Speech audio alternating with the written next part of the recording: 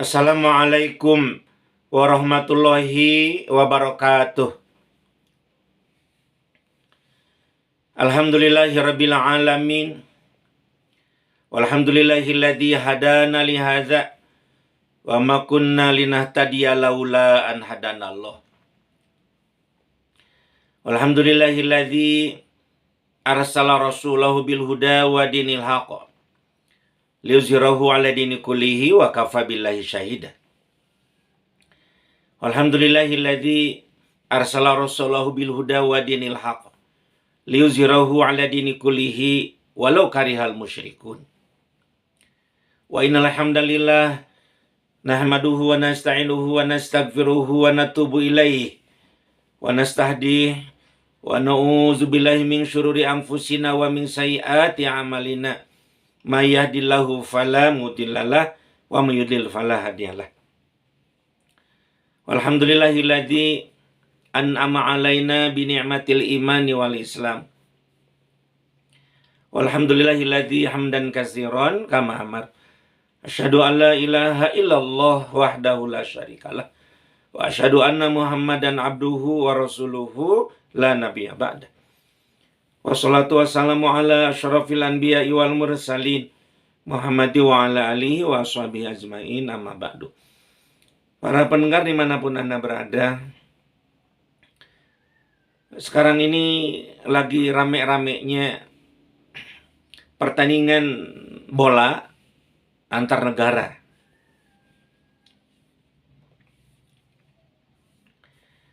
Saking ramenya, banyak yang nobar nonton bareng, baik di kafe-kafe, di instansi-instansi, atau di warga masyarakat. Mengapa permainan bola ini banyak disukai orang? Banyak alasannya. Yang pertama, pemain masing-masing tim kan paling banyak, 11 orang. Tidak ada yang lebih banyak dari 11 orang di berbagai jenis olahraga apapun. Kemudian juga lapangannya luas, sehingga tentu saja bisa ditonton oleh banyak orang. Bukan itu saja, kalau kita perhatikan sepak bola ini banyak sekali teknik-teknik ya yang bisa ditampilkan oleh para pemain. Ya, menyerang tentu dengan kecepatan tinggi yang paling baik penyerang itu. Kemudian juga bertahannya bagaimana seorang pemain atau beberapa pemain bisa menghadang begitu ya serangan dari lawan. Bagaimana juga dengan headenannya, kepala itu juga. Tentu ini istilahnya itu hal-hal yang menjadi daya tarik juga. Belum lagi teknik membawa bola begitu, memainkan bola, mengelabui lawan begitu. Tentu saja ada tendangan-tendangan, berbagai macam tendangan begitu ya. Berbagai macam juga hadangan dan berbagai macam bagaimana menangkap atau menahan bola. Wah, banyak sekali. Ada yang disebut dengan seni ya bermain bola begitu. Belum lagi berbicara tentang penjaga gawang kan. Ya, kita begitu melihat sangat menarik bagaimana tipe-tipe penjaga gawang untuk menjaga jangan sampai bola dari lawan masuk ke gawang. Itulah yang menjadikan daya tarik, dan para peminat dari bola ini bukan saja kaum laki-laki tetapi kaum perempuan pun tidak sedikit yang. Nah, kalau kita berbicara tentang ini, keviralan permainan bola ini sebetulnya bagi kita, bagi seorang muslim, di sini ada lahan dakwah. Karena yang disebut dengan dakwah itu tidak mesti dengan ucapan, tidak mesti dengan tulisan, tetapi juga bisa dengan bilhal. dengan bil hal ini adalah ya dengan hal-hal yang memang ada di dunia ini. Ya tentu hal-hal yang dimaksud ada yang disebut dengan hal ilmu pengetahuan. Ya, jadi kita berdakwah dengan pengetahuan, memperlihatkan bagaimana namanya itu biologinya, fisikanya, kimianya, matematikanya, ya, atau bidang-bidang yang lain. Hal apa yang lain lagi, misalkan hal seni, hal bidang kebudayaan, nah, termasuk juga olahraga di sini. Karena agama Islam ini agama rahmatan lil alamin. A'udzubillahi minasyaitonirrajim. Bismillahirrahmanirrahim. Wa ma arsalnaka illa rahmatan lil alamin. Tidaklah kami Allah mengutus engkau Muhammad kecuali rahmat bagi semesta alam. Jadi apapun hal-hal di muka bumi ini selama tidak bertentangan dengan aturan Islam, itu sesuatu yang boleh-boleh saja. Istilahnya itu kita lakukan, terlebih lagi kalau diniatkan untuk beribadah, maka menjadi pahala di sisi Allah bagi kita. Kembali kepada masalah bola ini, nah, di tengah keramaian penonton, ya, bukan saja yang terlibat ini tentang penonton, tetapi tentang industri yang lainnya, baik percetakannya, elektroniknya, dan lain sebagainya pokoknya. Termasuk imbasnya juga, bukan imbas, manfaatnya juga menyangkut tentang ya yang disebut dengan jual beli, perdagangan di bidang kaos, ya kan, ataupun banyaklah yang bisa dijual, aksesoris dan lain sebagainya. Nah, Buya menyampaikan di sini, seandainya kita selaku muslim berpikir bahwa dakwah itu bisa dengan bilhal, maka begitu sangat penting, ya, di suasana sedang keadaannya begini kita berdakwah. A'udzubillahi minasyaitonirrajim. Bismillahirrahmanirrahim. Ud'u ila sabili rabbika bil hikmati wal mau'izatil hasanati wajadilhum billati ahsan. Nah, yang Buya garis bawahi, ajaklah manusia ke jalan Allah dengan cara hikmah. Itu dengan bagaimana kita dengan melalui bola, ya, kita bisa menjadikan orang berbondong-bondong masuk agama Islam. Karena tidak sedikit kejadian yang selama ini atau juga di zaman-zaman lalu. Contoh misalkan ada orang yang begitu luar biasa, seni membaca Al-Qur'annya, suaranya begitu sangat indah didengar. Terlebih lagi juga nadanya dan lain sebagainya, ya. Orang yang non-muslim pun tertarik dengan suara itu. Kemudian banyak bertanya, dan pada akhirnya masuk agama Islam. Mulai dari seni dulu begitu. Nanti setelah masuk Islam dibina sesuai dengan bagaimana seorang muslim yang benar melaksanakan ajaran Islamnya. Nah, berbicara kepada bertentangan dengan dakwah bil hal itu, ya, ada dalil lain. A'udzubillahi minasyaitonirrajim. Bismillahirrahmanirrahim. Kalau tadi surat An-Nahl ayat 125, yang sekarang Buya bacakan surat Fussilat, yaitu surat 41, ya, ayat yang ke 33. A'udzubillahi minasyaitonirrajim. Bismillahirrahmanirrahim. Wa man ahsanu qawlan mimman da'a ila Allah wa amila sholihan wa qala innani minal muslimin. Shadaqallahul adzim. Jadi ada 3 poin. Yang pertama, tidak ada yang lebih baik ucapannya bagi seseorang kecuali mengajak kepada jalan Allah. Nah, ini yang kedua, wa amila sholihan, dan berbuat. Jadi bukan saja dengan mengucapkan, dan memang ucapan bagian tidak, wa amila sholihan. Ya, diantaranya dengan bagaimana kita berkarir di dalam bola. Seseorang berkarir di dalam permainan bola, itu menjadi ladang dakwah. Kita mengenalkan selama ini ada seorang pemain bola yang luar biasa dari negara Afrika. Wah, kalau dia sudah bermain, luar biasa.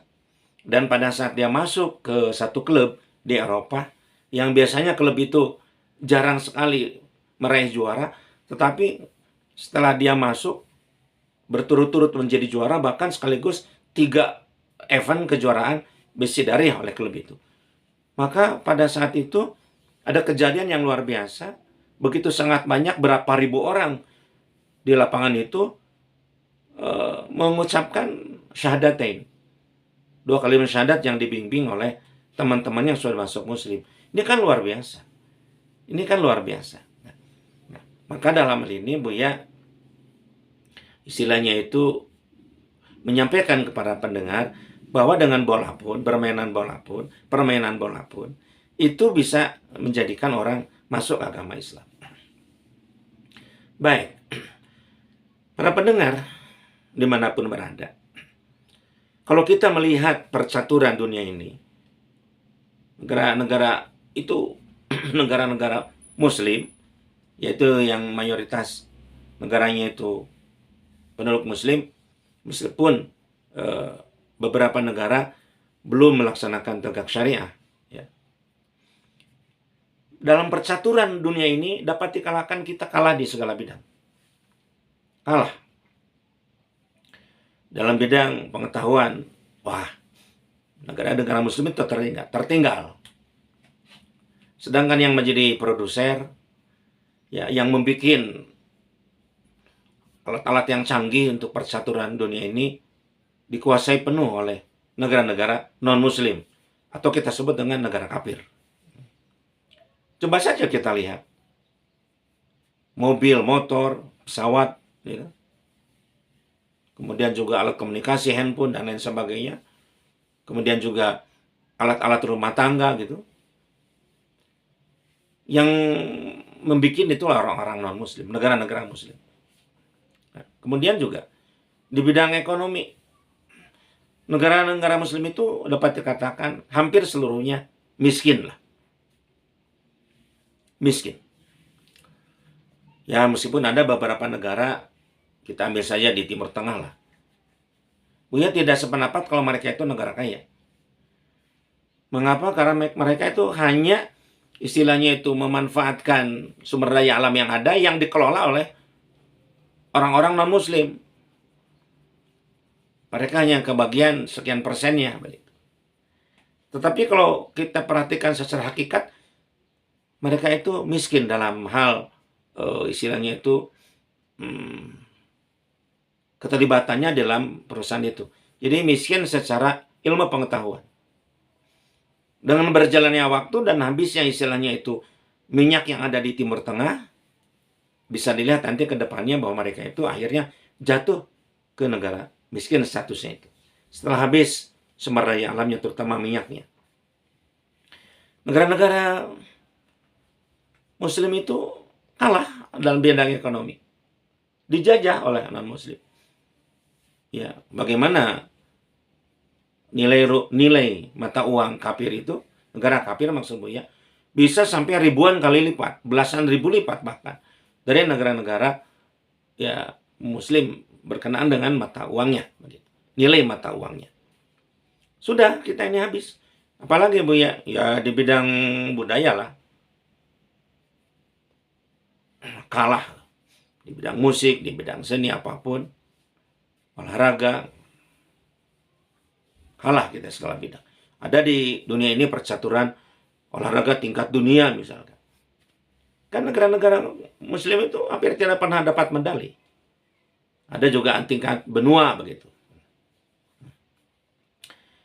Kemudian juga di bidang militer terlebih lagi.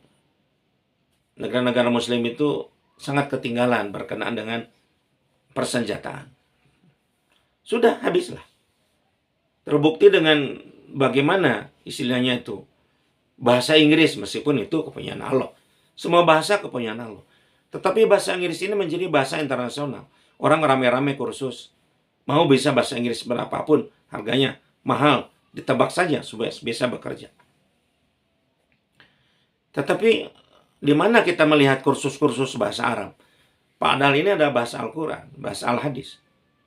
Mereka tidak mau, tidak tertarik karena memang tidak digunakan untuk pekerjaan.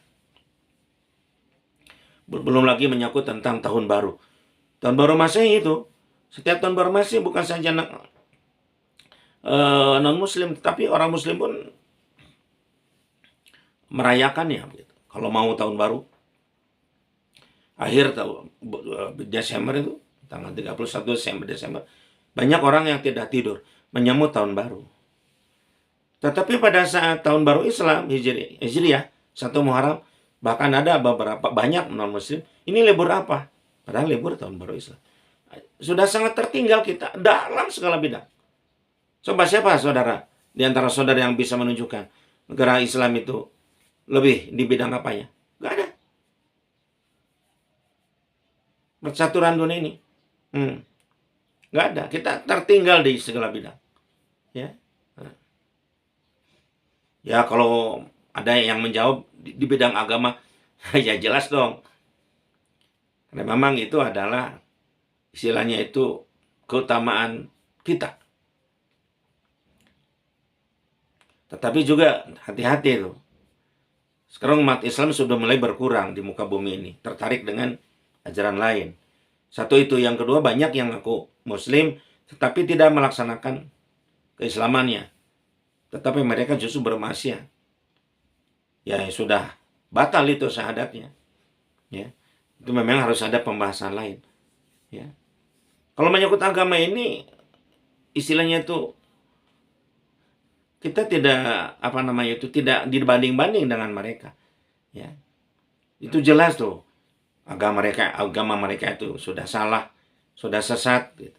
Bahkan ahli kitab juga sudah mendustakan ya ajarannya. Harusnya mereka berbondong-bondong masuk Islam, tapi kenyataannya mengagung-agung agama yang salah. Kitabnya juga sudah ditak-atik, dirubah-rubah oleh tangan mereka.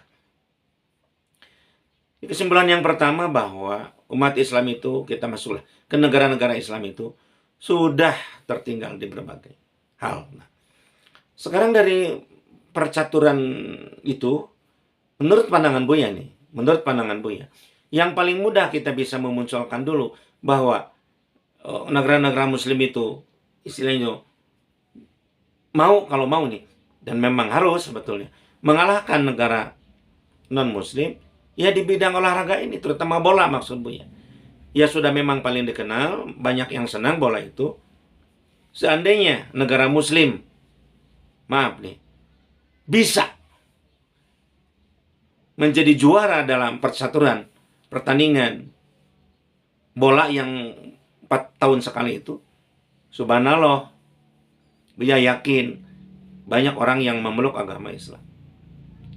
Ya, karena pada kenyataannya sudah sekian lama pertandingan bola dunia ini dilaksanakan, belum pernah satu pun atau satu kali pun ya negara Muslim yang menjadi juara.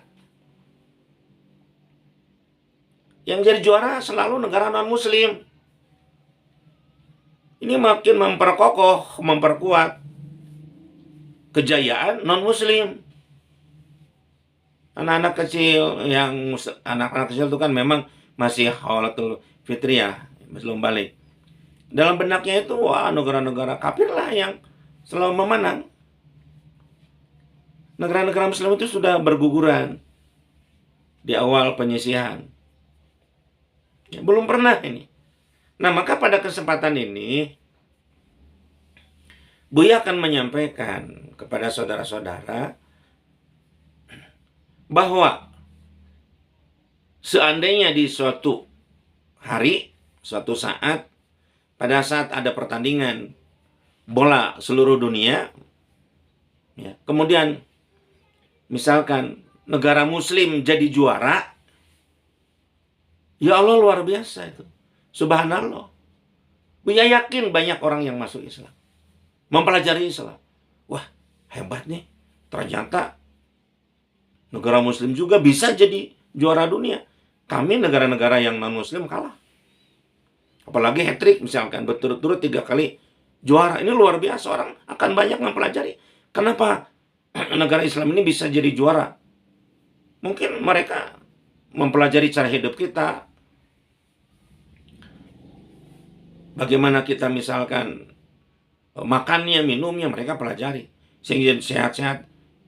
Kenapa bisa jadi juara? Mungkin latihannya bagaimana? Oh, ternyata umat Islam bangunnya sejak subuh. Salat subuh itu. Terus mereka akan mempelajari. Meskipun mungkin selintas bagi orang-orang yang tidak sependapat dengan Buya mengatakan, Nah, itu terlalu jauh. Sudah saja kita dakwah, fokuslah ke bidang-bidang yang memang selama ini berjalan. Ya silakan. Masing-masing orang kan punya kepala masing-masing, punya pemikiran yang berbeda. Ya, Buya dengan cara begini dakwah, ya, Buya yakin kalau negara Muslim bisa juara dunia bola ini, tentu saja tertujulah orang-orang itu kepada negara Islam. Ya. Nah, baik, Buya akan menyampaikan strategi atau solusi supaya ke depannya negara Muslim itu ya menjadi juara dunia bola. Apalagi kalau memang misalkan sejak perempat final itu Muslim semua gitu. Semifinal sampai ke final. Allah ya Rabbi. Yang pertama, tentu saja dari pemahaman yang kuat bahwa yang namanya dakwah tidak selalu mesti dengan ucapan. Yang namanya dakwah tidak selalu dengan langsung mengajarkan Al-Quran dan Al-Hadis. Tidak selalu begitu. Untuk menarik orang tertarik dengan Islam. Nanti setelah masuk Islam menjadi mu'alaf. Kemudian kita bentuk misalkan pembinaan mu'alaf, terus dibina. Gerbangnya dulu kita buka. Gerbang yang sifatnya istilahnya itu lebih luas. Di antaranya gerbangnya adalah olahraga, terutama bola. Pemahaman itu dulu. Ya, pemahaman itu dulu. Bagaimana kita ini dituntut untuk mengajak mereka masuk Islam meskipun dengan cara bil hikmah itu, dengan cara perbuatan. Begitu. Karena begini, kita masing-masing punya hobi, masing-masing punya keinginan, ya, dan lain sebagainya. Ya, misalkan seseorang senang dengan misalkan permainan negara Belanda. Para pemain bola dari negara Belanda. Ada juga yang senang permainan Jerman misalkan, atau Argentina. Senang sekali, masing-masing itu punya keinginan.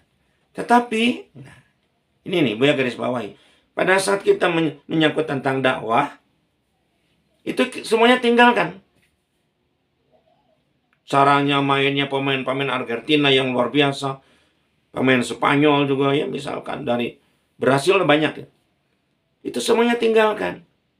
Kenapa Buya masih ditinggalkan? Kita punya misi khusus pada saat pertandingan ini. Bagaimana menggolkan negara Muslim jadi juara. A'udzubillahi minasyaitonirrajim. Bismillahirrahmanirrahim. Wa makana limu'minin wala mu'minati idza qadallahu wa rasuluhu amran ayyakuna lahumul khiyaratu min amrihim. Itu sudah jelaskan ya. Allah menyampaikan hal ini. Ini kita tidak detail to the point kepada objeknya, amron itu. Tapi kita amronnya itu pada kesempatan ini Buya masukkan ke nilai. Ya, nilai. Jadi tidak ada bagi seorang mukmin laki-laki dan mukmin perempuan, mukminah maksudnya. Apabila Allah dan Rasulnya sudah menentukan suatu perkara, tidak ada pilihan lain kecuali ke arah itu. Kita senang grup Belanda, permainan Argentina, Jerman dan Inggris dan sebagainya, Brasil. Tetapi pada saat kita istilahnya itu diarahkan untuk menggolkan, menjadikan negara Muslim itu jadi juara, kita tinggalkan semua. Hanya satu yang kita pilih, bagaimana negara kita sebagai negara Muslim, ya, maka harus memenangkan pertandingan ini. Itu yang dimaksud oleh Buya dalam hal ini. Begitu. Sebagaimana tadi Buya sampaikan berkenaan dengan itu. Jadi yang pertama itu pemahaman itu. Jadi seluruh isinya itu kepala istilahnya itu kepengurusan pemerintahan dari mulai presiden, menteri, dan sebagainya. Memahami, oh ini berarti betul. Ini sebagai ladang dakwah. Itu kesimpulan itu mesti dilakukan. Terlebih lagi kalau kita lihat juga surat Al-An'am ayat 162. A'udzubillahi minasyaitonirrajim. Bismillahirrahmanirrahim. Qul inna sholati wa nusuki wa mahyaya wa mamati lillahi rabbil alamin. Lillahnya di sini yang menjadi kuncinya. Ibadah makhluk kita, ibadah biar makhluk kita, bahkan hidup dan mati kita untuk Allah yang menciptakan, memelihara alam semesta ini. Nah, untuk itu semuanya diarahkanlah kepada bagaimana ini bisa menjadi ladang dakwah. Kalau sudah punya pemahaman itu, tentu niat, kuatkan dengan niat. Innamal a'malu binniyat wa innamal likulli imrin ma nawa. Jadi setelah kita paham, kita niatlah dengan istilahnya itu.